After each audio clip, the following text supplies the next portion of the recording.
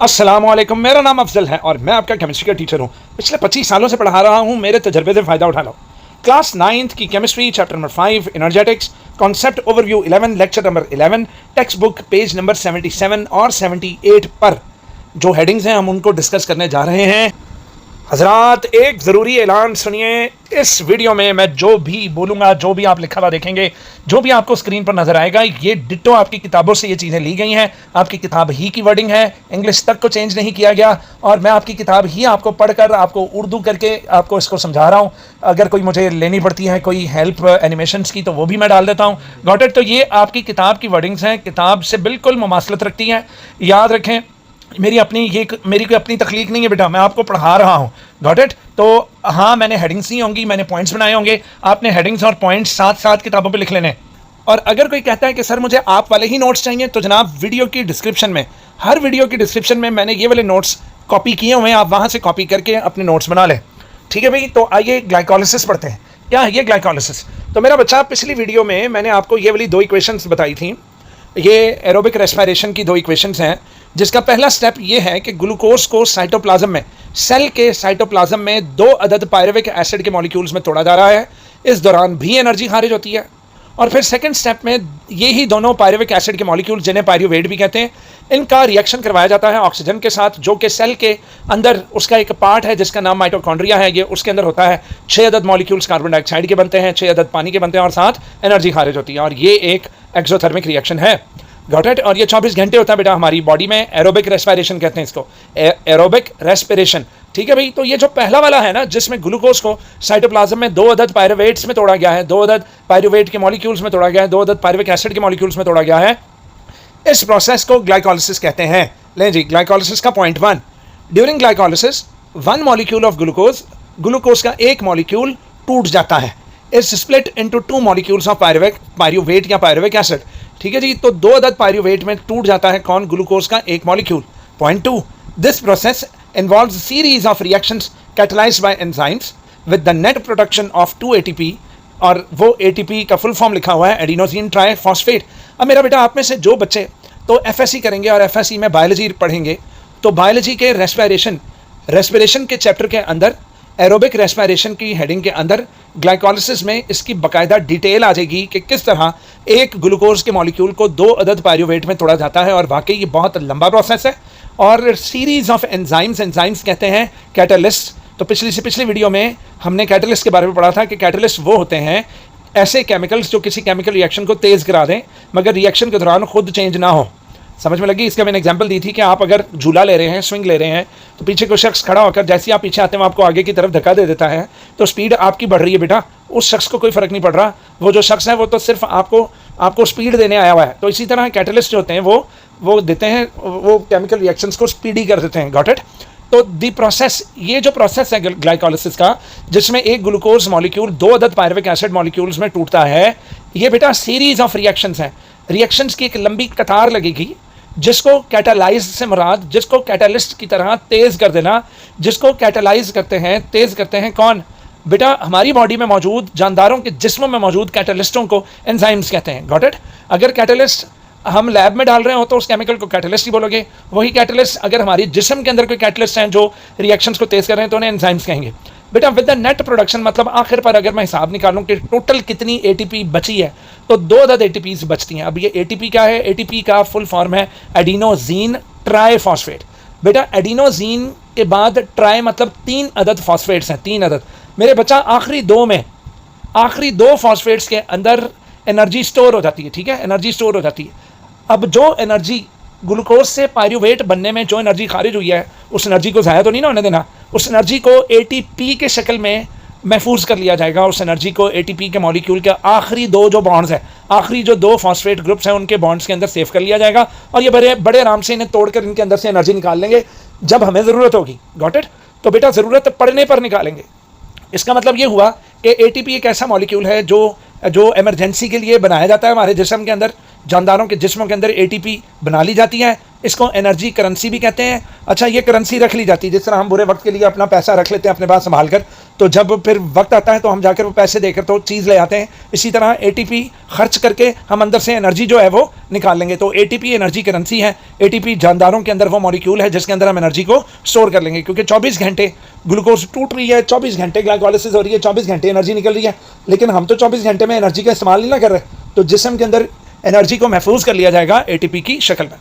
When cells of our body require energy, जब हमारे sales को एनर्जी चाहिए होती है for performing the metabolic activities, जब वो अपने केमिकल एक्टिविटीज़, बेटा मेटाबॉलिक एक्टिविटीज़ को लिख लें, वो अंडरलाइन करके लिख लें। मेटाबॉलिक एक्टिविटीज़ का मतलब हमारे जिस्म के केमिकल रिएक्शंस में अगर वो एनर्जी चाहिए हो तो फिर इस बनी हुई ATP को then they use this ATP, देखा, फिर हम इस ATP को तोड़ते हैं, break it down to get the required energy, और फिर हम इसको तोड़कर इसके अंदर वाली एनर्जी को यूज़ कर लेते हैं। लिहाजा द फूड वी ईट, जो फूड हम खाते हैं, इट अंडरगोज डाइजेशन, पहले उसका हाजमा होता है।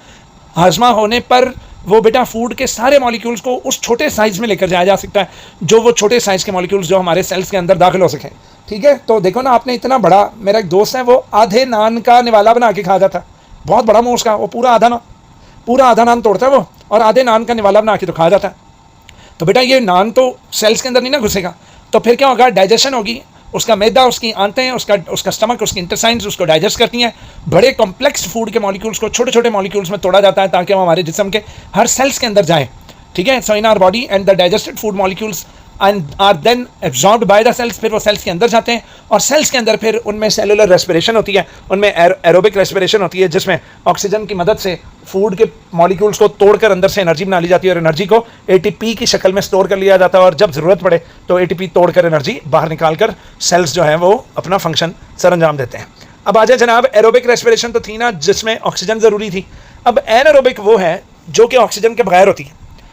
अच्छा, ये एनारोबिक रेस्पिरेशन पता है मुझ में भी है, आप लोगों में भी है। फॉर एग्जांपल, अगर हम बहुत ज़्यादा कोई टफ एक्सरसाइज करें, फॉर एग्जांपल आप किसी का पर्स छीन कर भागो और आपके पीछे पुलिसा पड़ जाए, आपके पीछे पुलिसें लग जाए, अब बेटा आप पुलिस से जान बचाने के लिए भागते जाओगे, एक वक्त आएगा आपको ऐसी खली पड़ेगी कि आप नीचे गिर जाओगे, आपके मसल्स जवाब दे देंगे। तो बेटा मसल्स शुरू में तो एरोबिक रेस्पिरेशन करते हैं, ठीक है, लेकिन जब सांस फूल जाती है और जब मसल्स देखते हैं कि ये अब इनफ ऑक्सीजन नहीं आ रही, गॉट इट, तो फिर हमारे मसल्स में एरोबिक के बजाय एनारोबिक रेस्पिरेशन शुरू हो जाती है, जिसमें ऑक्सीजन के बगैर ग्लूकोज को तोड़ा जाता है।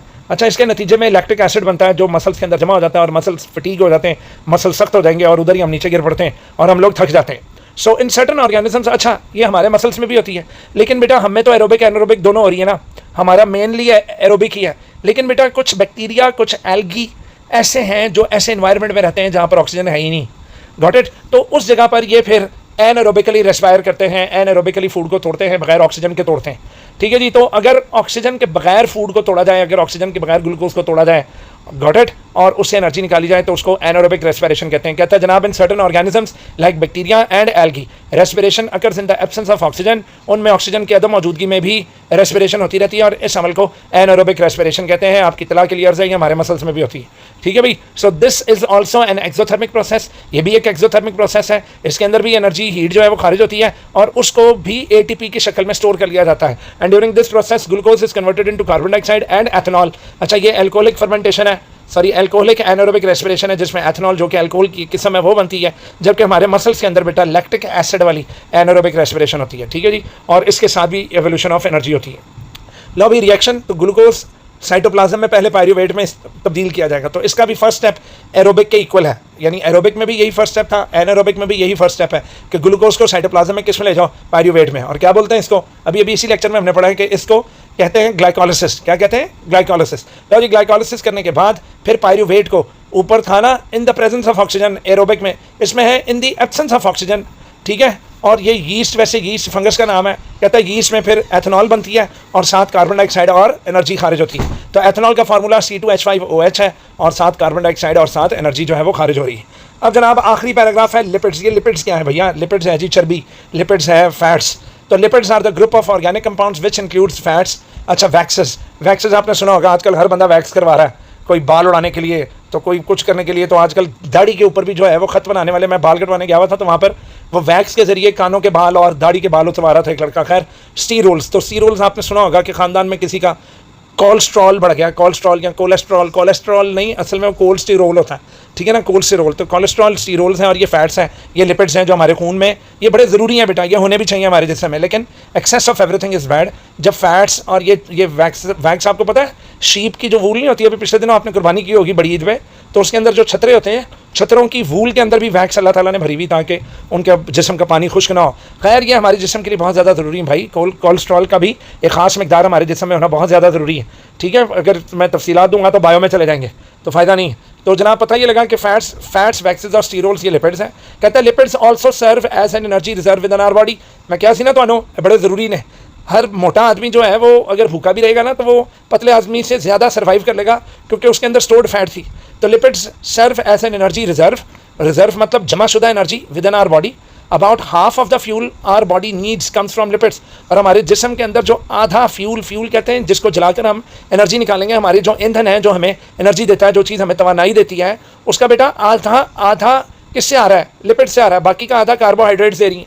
If you eat more food, अगर आप ज़्यादा फूड खाओ तो उनके खाओ मेरी तरह, then you need in a day, अच्छा एक दिन में आपको जितनी खुराक चाहिए अगर आप उसके मुकाबले में ज़्यादा खाओगे, एक्सेस ऑफ फूड जो आपके जिस्म के अंदर एक तो है ना इस्तेमाल होने वाला, फॉर एग्जांपल आपने आधी रोटी खाई है वो इस्तेमाल हो जानी थी, लेकिन आपने खा ली है 2 रोटियां, तो 1.5 रोटी जो आपने एक्सेस खा ली है, जो आपने वो ज़्यादा खा ली है, वो लिपिड्स की शक्ल में स्टोर हो जाएंगे। ख़ास सेल्स होते हैं जिन्हें एडिपोज सेल्स कहते हैं। एडिपोज सेल्स को अंडरलाइन करके लिखो, चर्बी वाले सेल्स, ठीक है। तो किसी भी जानवर के अंदर जो चर्बी नहीं होती वो चर्बी मटेरियल नहीं है बेटा, वो भी सेल्स हैं, सेल्स के अंदर लिपिड स्टोर हुई हुई वाइट कलर की लिपिड्स। तो एडिपोज सेल्स का मतलब लिख लेना चर्बी वाले सेल्स, ठीक है, फैट्स।